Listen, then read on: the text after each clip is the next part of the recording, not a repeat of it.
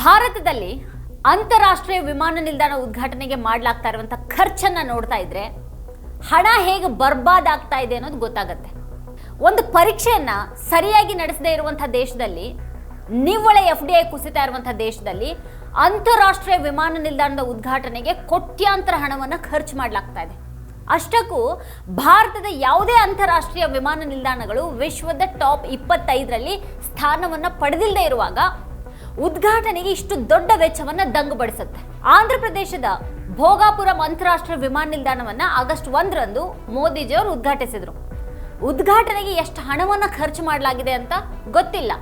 ಸರ್ಕಾರ ಅದರ ವಿವರವನ್ನು ಬಹಿರಂಗಪಡಿಸಿಲ್ಲ, ಮತ್ತೆ ಯಥಾ ಪ್ರಕಾರ ಈ ಮಡಿಲ ಮೀಡಿಯಾಗಳು ಕೂಡ ಅದನ್ನ ಕೇಳಿಲ್ಲ. ಇದೇ ಸರ್ಕಾರ 2025-26ರಲ್ಲಿ ನಿವ್ವಳ FDI ಅಂದ್ರೆ ವಿದೇಶಿ ನೇರ ಹೂಡಿಕೆ ಸುಮಾರು $6 ಬಿಲಿಯನ್ ಅಂತ ರಾಜ್ಯಸಭೆಯಲ್ಲಿ ಹೇಳಿದೆ. ಇದು ತುಂಬಾ ಕಡಿಮೆ. 2022-23ರಲ್ಲಿ ಭಾರತದ ನಿವ್ವಳ FDI $27.99 ಬಿಲಿಯನ್ ಆಗಿತ್ತು. 2024-25ರಲ್ಲಿ ಅದು $1 ಬಿಲಿಯನ್ ಗಿಂತನೂ ಕಡಿಮೆ ಆಯಿತು. ಅಂದ್ರೆ ಇದು 97% ಕುಸಿತ. ಆದ್ರೆ ಈ ಅಂತಾರಾಷ್ಟ್ರೀಯ ವಿಮಾನ ನಿಲ್ದಾಣ ಉದ್ಘಾಟನೆಯ ಭವ್ಯತೆಯನ್ನ ನೋಡ್ತಿದ್ರೆ ದೇಶ ತುಂಬಾನೇ ಹೂಡಿಕೆ ಹಣವನ್ನು ಸಂಗ್ರಹಿಸಿದೆ ಅನ್ನೋ ಹಾಗೆ ಕಾಣುತ್ತೆ ನಮಗೆ. ಮೋದಿ ಅವರ ಕಾರ್ಯಕ್ರಮಕ್ಕಾಗಿ ಆಂಧ್ರ ಪ್ರದೇಶದಲ್ಲಿ ಎಷ್ಟು ಹಣ ಖರ್ಚಾಯಿತು ಅಂತ ಪ್ರಶ್ನೆ ಮಾಡೋದು ಇಲ್ಲಿ ಬಹಳ ಮುಖ್ಯ ಆಗುತ್ತೆ. ಅಂತಾರಾಷ್ಟ್ರೀಯ ವಿಮಾನ ನಿಲ್ದಾಣದ ಉದ್ಘಾಟನೆಗೆ ಇಷ್ಟೊಂದು ಹಣವನ್ನ ಯಾಕೆ ವ್ಯರ್ಥ ಮಾಡಬೇಕು? ಮೋದಿ ಅವರ ರೋಡ್ ಶೋಗಳು, ಲೆಕ್ಕ ಇಲ್ಲದಷ್ಟು ಸರ್ಕಾರಿ ಉದ್ಘಾಟನೆಗಳು ಮತ್ತೆ ಕಾರ್ಯಕ್ರಮಗಳ ಭವ್ಯತೆಗಾಗಿ ಕೇಂದ್ರ ಮತ್ತೆ ರಾಜ್ಯ ಸರ್ಕಾರಗಳು ಈಗಾಗಲೇ ಎಷ್ಟು ಸಾವಿರ ಕೋಟಿ ಖರ್ಚು ಮಾಡಿವೆ. ಮೋದಿ ಅವರ ಸರ್ಕಾರಿ ಕಾರ್ಯಕ್ರಮಗಳು ಯಾಕೆ ಸರಳವಾಗಿರೋದಕ್ಕೆ ಸಾಧ್ಯ ಇಲ್ಲ? ಪ್ರತಿ ಬಾರಿನೂ ಕೆಲವೇ ಗಂಟೆಗಳ ಕಾರ್ಯಕ್ರಮಕ್ಕಾಗಿ ಕೋಟ್ಯಾಂತರ ರೂಪಾಯಿಗಳನ್ನ ವ್ಯರ್ಥ ಮಾಡೋದ್ರ ಅಗತ್ಯ ಏನು? ಉದ್ಘಾಟನೆಗಳು ಮತ್ತೆ ಶಿಲಾನ್ಯಾಸದಂತಹ ಮೋದಿ ಅವರ ಸರ್ಕಾರಿ ಕಾರ್ಯಕ್ರಮಗಳ ಭವ್ಯತೆಗೆ ಜನರ ಹಣದ ಎಷ್ಟು ಸಾವಿರ ಕೋಟಿ ವ್ಯರ್ಥ ಮಾಡಲಾಗಿದೆ ಅನ್ನೋದು ಗೊತ್ತಾಗೋದಿಲ್ಲ. ಆಂಧ್ರದಲ್ಲಿನ ವಿಮಾನ ನಿಲ್ದಾಣ ಉದ್ಘಾಟನೆಗೆ ಕೋಟ್ಯಾಂತರ ದುಂದು ವೆಚ್ಚ ಮಾಡುವಾಗ ಅಲ್ಲಿನ ತಿಮ್ಸಾ ಬುಡಕಟ್ಟು ಸಮುದಾಯದ ಸಮಸ್ಯೆಗಳು, ಅಗತ್ಯಗಳ ಬಗ್ಗೆ ಚಿಂತೆ ಮಾಡಲಾಗ್ತಾ ಇಲ್ಲ. ಅವ್ರ ಪ್ರದೇಶಗಳಲ್ಲಿನ ಆಸ್ಪತ್ರೆಗಳು ಮತ್ತೆ ಶಾಲೆಗಳ ಸ್ಥಿತಿಗತಿಗಳು ಏನು ಅನ್ನೋದು ಕೂಡ ಗೊತ್ತಿಲ್ಲ. ಆದ್ರೆ ಮೋದಿಜಿ ಅವರ ಕಾರ್ಯಕ್ರಮ ಮಾತ್ರ ಅದ್ದೂರಿಯಾಗಿಸೋದಿಕ್ಕೆ 13,000 ವಿದ್ಯಾರ್ಥಿನಿಯರಿಗೆ ನಿರಂತರ ನೃತ್ಯ ತರಬೇತಿಯನ್ನ ನೀಡಿರಬೇಕು. ಮೋದಿ ಅವರ ಇಮೇಜ್ ಸೃಷ್ಟಿಗಾಗಿ ಇಲ್ಲಿ ಏನ್ ಬೇಕಾದ್ರೂ ನಡೆಯುತ್ತೆ. ಸಾವಿರಾರು ವಿದ್ಯಾರ್ಥಿನಿಯರು ಒಟ್ಟಿಗೆ ನೃತ್ಯ ಮಾಡೋದನ್ನ ಮಾತ್ರನೇ ವಿಡಿಯೋಗಳಲ್ಲಿ ನಮಗೆ ತೋರಿಸಲಾಗತ್ತೆ. ಅವರೆಲ್ಲರೂ ಕೂಡ 8ನೇ, 9ನೇ ಮತ್ತೆ 10ನೇ ತರಗತಿ ವಿದ್ಯಾರ್ಥಿಗಳು. ಸಾವಿರಾರು ವಿದ್ಯಾರ್ಥಿನಿಯರ ತರಬೇತಿಯನ್ನ ರಹಸ್ಯವಾಗಿ ಮಾಡೋದಿಕ್ಕೆ ಸಾಧ್ಯ ಇಲ್ಲ. ಇದಕ್ಕಾಗಿ ತಯಾರಿ ನಡೆಸೋದಿಕ್ಕೆ ಅವ್ರು ಎಷ್ಟು ದಿನ ಶಾಲೆಯಿಂದ ತಪ್ಪಿಸ್ಕೊಳ್ಬೇಕಾಯ್ತು? ಹಾಗಾದ್ರೆ ಸರ್ಕಾರ ಇದು ಯಾವುದನ್ನು ಹೇಳೋದಿಲ್ಲ. ಮಾನ್ಯಂ ಜಿಲ್ಲೆಯ ಪಾರ್ವತಿಪುರಂನ ಈ ವಿದ್ಯಾರ್ಥಿಗಳನ್ನ 140 ಕಿಲೋಮೀಟರ್ ದೂರದ ಭೋಗಾಪುರ ವಿಮಾನ ನಿಲ್ದಾಣ ಸ್ಥಳಕ್ಕೆ ಕರೆ ತರಬೇಕು ಅಂತ ಅಂದ್ರೆ 3 ಗಂಟೆಗಳು ಬೇಕು. ಈ 3 ಗಂಟೆ ಪ್ರಯಾಣಿಸಿದಂಥ ಯಾವುದೇ ವಿದ್ಯಾರ್ಥಿನಿ ಆಹಾರ ಮತ್ತು ವಸತಿಗಾಗಿ ಹೆಚ್ಚುವರಿ ಖರ್ಚು ಮಾಡಲೇಬೇಕು. ಮೋದಿಯವರ ಆಗಮನದ ಮೊದಲು ಅವರು ಹಲವಾರು ಗಂಟೆಗಳ ಕಾಲ ಕಾಯಲೇಬೇಕಾಗಿತ್ತು. ಅವರನ್ನ ಕಾರ್ಯಕ್ರಮಕ್ಕೆ ಕರೆತರೋದಕ್ಕೆ 3,000 ಬಸ್ಗಳನ್ನು ನಿಯೋಜಿಸಲಾಗಿತ್ತು. 13,000 ವಿದ್ಯಾರ್ಥಿಗಳಿಗೆ ಗುಲಾಬಿ ಬಣ್ಣದ ಉಡುಪುಗಳು ಮತ್ತೆ ಹಸಿರು ಬ್ಯಾಂಡ್ಗಳಿಗೆ ಅದೆಷ್ಟು ಹಣ ಖರ್ಚಾಗಿರಬಹುದು? ಈ ಸಾವಿರಾರು ವಿದ್ಯಾರ್ಥಿಗಳಿಗೆ ಏನಾದರೂ ಗೌರವ ಧನವನ್ನು ನೀಡಲಾಗಿದೆಯಾ? ಮೋದಿ ಅವರ ಕಾರ್ಯಕ್ರಮಕ್ಕೂ ಮೊದಲು 5,000 ವಿದ್ಯಾರ್ಥಿನಿಯರು ಆಂಧ್ರ ಪ್ರದೇಶದ ವಿಶೇಷ ಮುಖ್ಯ ಕಾರ್ಯದರ್ಶಿ ಮತ್ತೆ ಜಿಲ್ಲಾಧಿಕಾರಿಯ ಮುಂದೆ ಅಭ್ಯಾಸವನ್ನ ಮಾಡಿದ್ರು. ಅದಕ್ಕೂ ಕೂಡ ಹಣ ಖರ್ಚಾಗಿರಬೇಕು. ಆದ್ರೆ ಮೊತ್ತಕ್ಕೆ ಯಾವುದೇ ಲೆಕ್ಕಪತ್ರ ಅನ್ನೋದೇ ಇಲ್ಲ. ಭಾರತದ ಶಿಕ್ಷಣ ಬಜೆಟ್ ಅನ್ನ ನೋಡಿದ್ರೆ ಶಿಕ್ಷಣಕ್ಕೆ ಹಣ ಇಲ್ಲ ಅನ್ನೋ ಹಾಗೆ ಕಾಣುತ್ತೆ. ಆದ್ರೆ ಅದೇ ಭಾರತದಲ್ಲಿ Guinness book of world records ಹೆಸರಿನಲ್ಲಿ ನೃತ್ಯ ಮಾಡೋದಿಕ್ಕೆ ಮತ್ತೆ ಪ್ರಧಾನಿ ಮೋದಿ ಅವರನ್ನ ಸ್ವಾಗತಿಸೋದಿಕ್ಕೆ ಕೋಟಿಗಟ್ಟಲೆ ಹಣವನ್ನು ಖರ್ಚು ಮಾಡಲಾಗುತ್ತೆ. 2013-14ರಲ್ಲಿ ಭಾರತದ ಶಿಕ್ಷಣ ಬಜೆಟ್ ಒಟ್ಟು ಬಜೆಟ್ನ 4.6% ಅಷ್ಟಿತ್ತು. ಇದು 2025-26ರಲ್ಲಿ 2.5% ಇಳಿದಿದೆ. ಈ 10 ವರ್ಷಗಳಲ್ಲಿ 93,000ಕ್ಕೂ ಹೆಚ್ಚು ಶಾಲೆಗಳನ್ನು ಮುಚ್ಚಲಾಗಿದೆ ಅಥವಾ ವಿಲೀನಗೊಳಿಸಲಾಗಿದೆ. 2.25 ಕೋಟಿ ಮಕ್ಕಳು ಶಾಲೆ ಬಿಟ್ಟಿದ್ದಾರೆ. ಶಾಲಾ ಬಾಲಕಿಯರಿಗಾಗಿ ಖರ್ಚು ಮಾಡೋದಕ್ಕೆ ಹಣ ಇಲ್ಲದೆ ಇದ್ರು ಸರ್ಕಾರ ಅವ್ರ ಗುಂಪು ನೃತ್ಯಕ್ಕಾಗಿ ಹಣವನ್ನು ಖರ್ಚು ಮಾಡುತ್ತೆ. 2021ರಲ್ಲಿ ಮಧ್ಯಪ್ರದೇಶದ ಭೋಪಾಲ್ನಲ್ಲಿ ಬಿರ್ಸಾ ಮುಂಡಾ ಜನ್ಮ ದಿನಾಚರಣೆಯನ್ನ ಬುಡಕಟ್ಟು ಹೆಮ್ಮೆಯ ದಿನವಾಗಿ ಆಚರಿಸಲಾಯಿತು. ರಾಜ್ಯದ ಉದ್ದಗಲಗಳಿಂದಾನು ಬುಡಕಟ್ಟು ಸಮುದಾಯದ ಜನರನ್ನ ಭೋಪಾಲ್ಗೆ ಕರೆತರಲಾಯಿತು. ಪ್ರಧಾನಿ ಮೋದಿ ಅವರು ಭೋಪಾಲ್ಗೆ ಕೇವಲ 4 ಗಂಟೆಗಳ ಕಾಲ ಭೇಟಿಯನ್ನ ನೀಡಿದ್ದು 23 ಕೋಟಿ ಖರ್ಚು ಮಾಡಲಾಗಿತ್ತು. ಈ ಮೊತ್ತದಲ್ಲಿ 13 ಕೋಟಿಯನ್ನ ಆ ಬುಡಕಟ್ಟು ಜನರನ್ನ ಭೋಪಾಲ್ಗೆ ಕರೆತರೋದಕ್ಕೆ ಖರ್ಚು ಮಾಡಲಾಗಿದೆ ಅಂತ ಹೇಳಾಯಿತು. ಅದೇ ರಾಜ್ಯದಲ್ಲಿ ಗರ್ಭಿಣಿಯರನ್ನ ಆಸ್ಪತ್ರೆಗೆ ಕರ್ಕೊಂಡು ಹೋಗೋದಕ್ಕೆ ಒಂದು ಆಂಬ್ಯುಲೆನ್ಸ್ ಕೂಡ ಸಿಗ್ತಾ ಇಲ್ಲ. ಅದೇ ಹಣದಿಂದ 2 ಅಥವಾ 3 ಜಿಲ್ಲೆಗಳಲ್ಲಿ ಆಸ್ಪತ್ರೆಗಳನ್ನು ಸುಧಾರಿಸಬಹುದಾಗಿತ್ತು. ಅದ್ರ ಬಗ್ಗೆ ಜನ ಕೂಡ ಕೇಳೋದಿಲ್ಲ. ಇಲ್ಲಿನ ಮಡಿಲ ಮಾಧ್ಯಮಗಳಿಗಂತೂ ಕೇಳೋದಿಕ್ಕೆ ಬಾಯೇ ಇಲ್ಲ. 2014ರಿಂದನೂ ಭಾರತದಲ್ಲಿ ಶಿಲಾನ್ಯಾಸದಿಂದ ಉದ್ಘಾಟನಾ ಕಾರ್ಯಕ್ರಮಗಳವರೆಗೆ ಎಲ್ಲವನ್ನೂ ಕೂಡ ಬಹಳ ಭವ್ಯವಾಗಿ ಮಾಡಲಾಗ್ತಾ ಇದೆ. ಮನಮೋಹನ್ ಸಿಂಗ್ ಅವ್ರ ಕಾಲದಲ್ಲಿ ಇಂತಹ ಸರ್ಕಾರಿ ಕಾರ್ಯಕ್ರಮಗಳು ಇಷ್ಟೊಂದು ಭವ್ಯ ಮತ್ತೆ ದುಬಾರಿಯಾಗಿ ಮಾಡ್ತಾ ಇರಲಿಲ್ಲ. ಮೋದಿ ಅವರ ಕಾರ್ಯಕ್ರಮಗಳಿಗೆ ಮಾಡಿದಂಥ ವೆಚ್ಚವನ್ನ ತನಿಖೆ ಮಾಡೋದಕ್ಕೆ CAG ಏನಾದರೂ ಧೈರ್ಯ ಮಾಡಿದ್ರೆ ಬಹುಶಃ ಸಾರ್ವಜನಿಕರ ಹಣ ಅದು ಹೇಗೆ ಪೋಲ್ ಆಗ್ತಾ ಇದೆ ಅನ್ನೋದು ಬಯಲಾಗ್ತಾ ಇತ್ತು. ಸರ್ಕಾರಿ ಕಾರ್ಯಕ್ರಮದ ಹೆಸರಿನಲ್ಲಿ ಇದೊಂದು ರಾಜಕೀಯ ಕೂಡ ಆಗಿದೆ.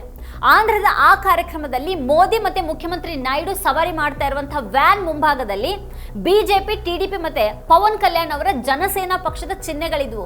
ಅಶೋಕ ಸ್ತಂಭ ಮಧ್ಯದಲ್ಲಿರಬೇಕು, ಆದ್ರೆ ಅದನ್ನ ಪಕ್ಕಕ್ಕೆ ತಳ್ಳಲಾಗಿದೆ. ರಾಜಕೀಯ ಪಕ್ಷದ ಧ್ವಜಗಳನ್ನು ಸ್ಥಾಪಿಸೋದಕ್ಕೆ ಸರ್ಕಾರಿ ಹಣವನ್ನು ಖರ್ಚು ಮಾಡಲಾಗ್ತಾ ಇದೆ, ಮತ್ತೆ ಯಾರು ಕೂಡ ಅದನ್ನು ಪ್ರಶ್ನೆ ಮಾಡ್ತಾ ಇಲ್ಲ. ಮೋದಿ ಅವರ ಯೂಟ್ಯೂಬ್ ಚಾನೆಲ್ನಲ್ಲಿ ಈ ನೃತ್ಯದ ಸುಮಾರು 1.5 ನಿಮಿಷಗಳ ವಿಡಿಯೋ ಇದೆ. ಅದರಲ್ಲಿ ಸಾರ್ವಜನಿಕರು ಎಲ್ಲಿಯೂ ಕೂಡ ಕಾಣಿಸೋದಿಲ್ಲ, ಕೇವಲ ಒಂದು ವ್ಯಾನ್ ಮಾತ್ರನೇ ಹಾದು ಹೋಗ್ತಾ ಇದೆ. ಮತ್ತೆ ಇದು ಪ್ರಧಾನಿಯ ಕಾರ್ಯಕ್ರಮದ ಕಾಣುತ್ತೆ. ಈ ಕಾರ್ಯಕ್ರಮವನ್ನ ಕೆಲವೇ ಜನರಿಗೆ ಆಯೋಜಿಸಲಾಗಿದ್ರೆ ಇದಕ್ಕಾಗಿ ಇಷ್ಟು ಹಣವನ್ನು ಖರ್ಚು ಮಾಡಲಾಗಿದೆಯಾ? ಗಿನ್ನಿಸ್ ವರ್ಲ್ಡ್ ರೆಕಾರ್ಡ್ಸ್ ಮೂಲಕ ದಾಖಲೆಗಳನ್ನು ಸ್ಥಾಪಿಸೋದು ಅಂತ ಅಂದ್ರೆ ಅದ್ರ ಮೇಲೆ ಹಣ ಸುರಿಬೇಕಾಗತ್ತೆ. ನಮ್ಮ ದೇಶದಲ್ಲಿ ಯಾರು ಕೂಡ ಈ ವಿಶ್ವ ದಾಖಲೆಯ ಬಗ್ಗೆ ಕೇಳ್ತಾ ಇಲ್ಲ ಇವತ್ತು. ಹಾಗಾದ್ರೆ ಆ ದಾಖಲೆಯನ್ನು ಸ್ಥಾಪಿಸಿ ಮಾಡೋದೇನಿದೆ? ಭಾರತ ಸರ್ಕಾರ Guinness book of world records ಬಗ್ಗೆ ಯಾಕೆ ಇಷ್ಟೊಂದು ಗೀಳನ್ನ ಹೊಂದಿದೆ? ಒಂದು ಕಡೆಗೆ ಪ್ರಧಾನಿ ಮೋದಿ ಅವರೇನೆ ಪಾಶ್ಚಿಮಾತ್ಯ ಸಂಸ್ಥೆಗಳನ್ನ ಮಾನ್ಯತೆಗಾಗಿ ನೋಡಬೇಡಿ ಅಂತ ಹೇಳ್ತಾರೆ. ಮತ್ತೊಂದು ಕಡೆಗೆ ಬಡ ಸಾರ್ವಜನಿಕ ಹಣವನ್ನ Guinness book of world records ಹಾಕೋ ಮೂಲಕ ದಾಖಲೆಗಳನ್ನ ಮಾಡಲಾಗ್ತಾ ಇದೆ. 2025ರಲ್ಲಿ ಕೇಂದ್ರ ಆರೋಗ್ಯ ಸಚಿವಾಲಯ ಸ್ವಸ್ಥ ನಾರಿ ಸಶಕ್ತ ಪರಿವಾರ ಅಭಿಯಾನದ ಅಡಿಯಲ್ಲಿ 3 ಗಿನ್ನೆಸ್ ವಿಶ್ವ ದಾಖಲೆಗಳ ಪ್ರಶಸ್ತಿಗಳನ್ನು ಗಳಿಸಿತು. ಒಂದು ದಾಖಲೆ 1 ತಿಂಗಳಲ್ಲಿ ನೋಂದಣಿಗಾಗಿ, ಮತ್ತೆ ಇನ್ನೊಂದು ದಾಖಲೆ 1 ವಾರದಲ್ಲಿ ಆನ್ಲೈನ್ ಸ್ತನ ಕ್ಯಾನ್ಸರ್ ತಪಾಸಣೆಗೆ ಸೈನ್ ಅಪ್ ಮಾಡಿದ್ದಕ್ಕಾಗಿ, ಮತ್ತೆ 3ನೇದು ಆರೋಗ್ಯದ ಪ್ರಮುಖ ಸಂಕೇತಗಳ ತಪಾಸಣೆಗೆ ಸೈನ್ ಅಪ್ ಮಾಡಿದ್ದಕ್ಕಾಗಿ. ನೋಂದಣಿ ಮತ್ತೆ ಈ ಸೈನ್ ಅಪ್ಗಳ ದಾಖಲೆಗಳನ್ನ ಇಟ್ಕೊಂಡು ಸರ್ಕಾರ ಏನ್ ಮಾಡುತ್ತೆ? ಗಿನ್ನಿಸ್ ದಾಖಲೆ ಆಯ್ತಪ್ಪ, ಸಂತೋಷ ಆಯ್ತು. ಆದ್ರೆ ಆಮೇಲೆ ಏನಾಯ್ತು?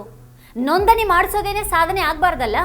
ಉಡಾನ್ ಯೋಜನೆ ಅಡಿಯಲ್ಲಿ 95 ವಿಮಾನ ನಿಲ್ದಾಣಗಳು, ಹೆಲಿಪೋರ್ಟ್ಗಳು ಹಾಗೂ ವಾಟರ್ ಏರೋಡ್ರೋಮ್ಗಳ ಮೂಲಕ 663 ವಿಮಾನ ಮಾರ್ಗಗಳು ಇದ್ವು. ಆದ್ರೆ ವಿಮಾನಗಳ ಕೊರತೆ, ವಿಮಾನ ನಿಲ್ದಾಣಗಳನ್ನು ನಡೆಸೋದಿಕ್ಕೆ ತಗಲುವಂತಹ ವೆಚ್ಚ, ಪ್ರಯಾಣಿಕರ ಕೊರತೆಯಿಂದಾಗಿ ಅವುಗಳಲ್ಲಿ 50% ಮಾರ್ಗಗಳನ್ನು ಮುಚ್ಚಲಾಯಿತು. ಈ ರೀತಿ ಈ ದೇಶದಲ್ಲಿ ವಂಚನೆ ನಡೀತಾ ಇದೆ, ಮತ್ತೆ ಸಾರ್ವಜನಿಕ ಹಣವನ್ನ ದುಂದು ಮಾಡಲಾಗ್ತಾ ಇದೆ. 2021ರಲ್ಲಿ ಮೋದಿ ಅಂತಾರಾಷ್ಟ್ರೀಯ ವಿಮಾನ ನಿಲ್ದಾಣ ಉದ್ಘಾಟಿಸೋದಕ್ಕೆ ಕುಶಿನಗರಕ್ಕೆ ಭೇಟಿಯನ್ನ ನೀಡಿದ್ರು. ಈ ವಿಮಾನ ನಿಲ್ದಾಣದ ನಿರ್ಮಾಣ ವೆಚ್ಚ 327 ಕೋಟಿ ಅಂತ ವರದಿಯಾಗಿದೆ. ಅಷ್ಟಾಗಿಯೂ ಕೂಡ ನವೆಂಬರ್ 2023ರಿಂದ ವಿಮಾನ ನಿಲ್ದಾಣ ಮುಚ್ಚಿದೆ.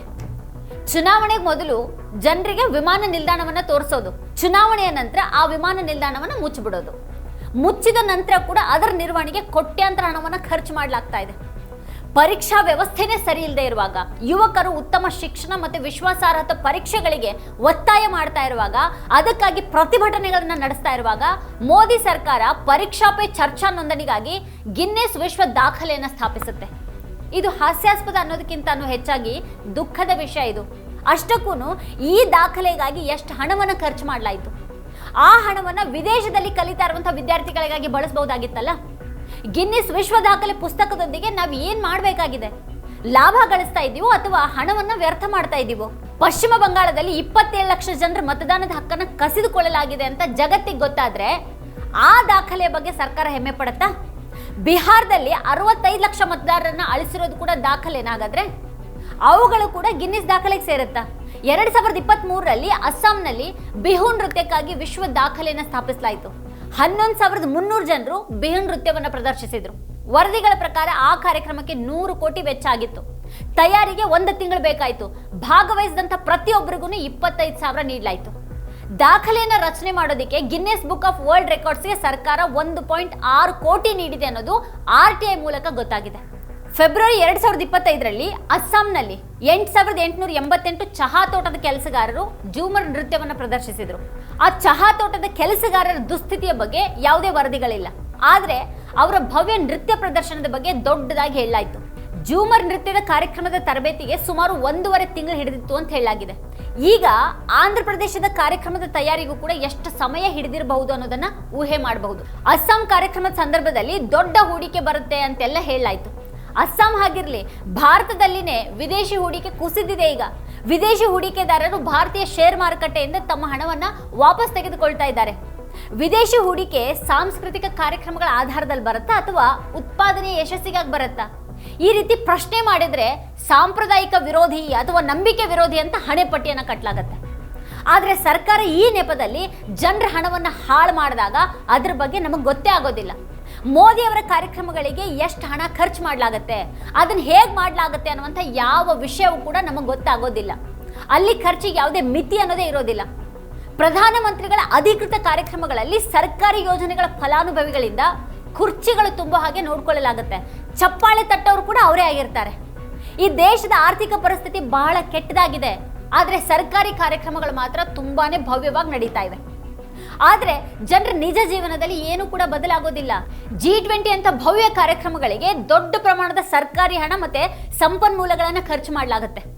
ಇದ್ರ ಉದ್ದೇಶ ನಾಯಕನನ್ನ ಇತಿಹಾಸ ನಿರ್ಮಾಪಕ ಅಂತ ಬಿಂಬಿಸೋದು, ನಿಜವಾದ ಸಮಸ್ಯೆಗಳಿಂದ ಜನರ ಗಮನವನ್ನು ಬೇರೆ ಕಡೆಗೆ ಸೆಳೆಯೋದು, ಸರ್ಕಾರದ ತಾಕತ್ತು ಮತ್ತೆ ನಿಯಂತ್ರಣವನ್ನು ಪ್ರದರ್ಶಿಸೋದು. ಈ ಪ್ರಕ್ರಿಯೆಯಲ್ಲಿ ಸರ್ಕಾರವನ್ನು ಪ್ರಶ್ನೆ ಮಾಡೋರು ಯಾರೂ ಇಲ್ಲ. ಜನರು ಕೇವಲ ಮೂಕ ಪ್ರೇಕ್ಷಕರಾಗ್ತಾರೆ. ಪ್ರಧಾನಿ ಮೋದಿ ಅವರ ಕಾರ್ಯಕ್ರಮಗಳಿಗೆ ಎಷ್ಟು ಕೋಟಿ ಹಣವನ್ನು ಖರ್ಚು ಮಾಡಲಾಗಿದೆ ಅಂತ ಜನರಿಗೆ ಗೊತ್ತಿರೋದಿಲ್ಲ. ಅನಾರೋಗ್ಯಕ್ಕೆ ಚಿಕಿತ್ಸೆ ಪಡೆಯೋದಕ್ಕೆ ಜನ ಇವತ್ತು ತಮ್ಮ ಮನೆ ಮತ್ತೆ ಭೂಮಿಯನ್ನು ಮಾರುವಂಥ ಪರಿಸ್ಥಿತಿ ಇದೆ. ಅಯೋಧ್ಯೆಯಲ್ಲಿ ದೀಪಾವಳಿ ಹೊತ್ತಿನಲ್ಲಿ ಎಷ್ಟು ಲಕ್ಷ ದೀಪಗಳನ್ನು ಬೆಳಗಲಾಯಿತು ಅನ್ನೋದ್ರ ಬಗ್ಗೆ ಬಹಳ ಹೆಮ್ಮೆಯಿಂದ ಹೇಳ್ಕೊಳ್ಳಲಾಗುತ್ತೆ. ಆದರೆ ಅದೇ ಮರುದಿನ ಬೆಳಿಗ್ಗೆ ಬಡ ಮಕ್ಕಳು ಮನೆಗೆ ಅಡುಗೆಗಾಗಿ ಆ ಹಣತೆಗಳಿಂದ ಸಾಸಿವೆ ಎಣ್ಣೆಯನ್ನು ಸಂಗ್ರಹಿಸೋದನ್ನ ಈ ದುರಹಂಕಾರದ ನಡುವೆ ಮರೆತು ಬಿಡಲಾಗತ್ತೆ. ರಾಮ ಮಂದಿರಕ್ಕೆ ನೀಡುವಂಥ ಕಾಣಿಕೆಗಳನ್ನು ಕದಿಯೋದಕ್ಕೆ ಯೋಜನೆಗಳನ್ನು ರೂಪಿಸಲಾಗ್ತಾ ಇದೆ ಅನ್ನೋದು ಜನರಿಗೆ ಗೊತ್ತಾಗೋದಿಲ್ಲ. ಭವ್ಯತೆ ಕಟು ಸತ್ಯವನ್ನು ಬದಲಾಯಿಸೋದಿಲ್ಲ ಅಥವಾ ಅದನ್ನು ಮರೆ ಮಾಡೋದಿಲ್ಲ. 2014ರಿಂದಾನು ಪ್ರಧಾನಿ ಮೋದಿ ಅವರ ಕಾರ್ಯಕ್ರಮಗಳಿಗೆ ಎಷ್ಟು ಹಣ ಖರ್ಚು ಮಾಡಲಾಗಿದೆ ಅನ್ನೋದು ಕೇಳಬೇಕಾದಂಥ ಪ್ರಶ್ನೆಯಾಗಿದೆ. ಪ್ರತಿ ಪೈಸೆಯೂ ಕೂಡ ಸಾರ್ವಜನಿಕರದಾಗಿದೆ. ಅದು ಪ್ರಧಾನಿ ಮೋದಿ ಅವರ ಇಮೇಜ್ ಅನ್ನು ಹೆಚ್ಚು ಮಾಡೋದಕ್ಕಿರುವಂಥ ಹಣ ಅಲ್ಲ. ಈ ರೀತಿ ಜನರ ದುಡ್ಡನ್ನು ಇಮೇಜ್ ಸೃಷ್ಟಿ ಮಾಡೋದಕ್ಕಾಗಿ ಪೋಲ್ ಮಾಡಲಾಗ್ತಾ ಇದ್ರೆ ಆಗೋದು ಅಭಿವೃದ್ಧಿ ಅಲ್ಲ, ಅದು ಆರ್ಥಿಕ ವಿನಾಶ. ವೀಕ್ಷಕರ, ಈ ಕುರಿತು ನಿಮ್ಗೇನು ಅನ್ಸುತ್ತೆ, ಏನು ಅಭಿಪ್ರಾಯ ಇದೆ ಅದನ್ನು ವಿಡಿಯೋ ಕೆಳಗಡೆ ಕಮೆಂಟ್ ಮಾಡಿ ನಮಗೆ ತಿಳಿಸಿ. ಇದೇ ಹೊತ್ತಿನ ಸ್ಪೆಷಲ್ ನೋಡ್ತಾ ಇರಿ ವಾರ್ತಾಭಾರತಿ. ನೀವಿನ್ನೂ ವಾರ್ತಾಭಾರತಿ ಯೂಟ್ಯೂಬ್ ಚಾನೆಲನ್ನು ಸಬ್ಸ್ಕ್ರೈಬ್ ಮಾಡಿಲ್ಲ ಅಂತ ಅಂದರೆ ಈ ಕೂಡಲೇ ಸಬ್ಸ್ಕ್ರೈಬ್ ಮಾಡಿ, ಹಾಗೆ ಪಕ್ಕದಲ್ಲೇ ಇರುವಂಥ ಬೆಲ್ ಐಕಾನ್ನ ಪ್ರೆಸ್ ಮಾಡಿ ನಮ್ಮನ್ನು ಪ್ರೋತ್ಸಾಹಿಸಿ. ನಮ್ಮ ಕಾರ್ಯಕ್ರಮಗಳನ್ನು ನೀವು ನೋಡ್ತಾ ಇದ್ರೆ ನಮ್ಮ ಚಾನೆಲ್ ಅನ್ನ ಸಬ್ಸ್ಕ್ರೈಬ್ ಮಾಡಿ, ಪಕ್ಕದ ಬೆಲ್ ಐಕಾನ್ ಒತ್ತಿ ನಮ್ಮನ್ನ ಬೆಂಬಲಿಸಿ. ಹಾಗೆ ನಮ್ಮ ಕಾರ್ಯಕ್ರಮಗಳನ್ನ ಲೈಕ್ ಮಾಡಿ, ಕಮೆಂಟ್ ಮಾಡಿ, ಅದನ್ನ ಬೇರೆಯವರಿಗೂ ವಾಟ್ಸ್ಆಪ್ ಮೂಲಕ ಶೇರ್ ಮಾಡಿ. ನೀವು ಹೀಗೆ ಮಾಡಿದಾಗ ನಮ್ಮ ಚಾನೆಲ್ ಇನ್ನಷ್ಟು ಮತ್ತಷ್ಟು ಜನರಿಗೆ ತಲುಪಲು ನೀವು ನಮ್ಮೊಂದಿಗೆ ಸಹಕರಿಸಿದ ಹಾಗಾಗುತ್ತೆ. ಇದು ನೀವು ಯಾವುದೇ ಖರ್ಚಿಲ್ಲದೆ ಕೆಲವೇ ಸೆಕೆಂಡುಗಳಲ್ಲಿ ನೀಡಬಹುದಾದ ಸಹಕಾರ. ಧನ್ಯವಾದಗಳು.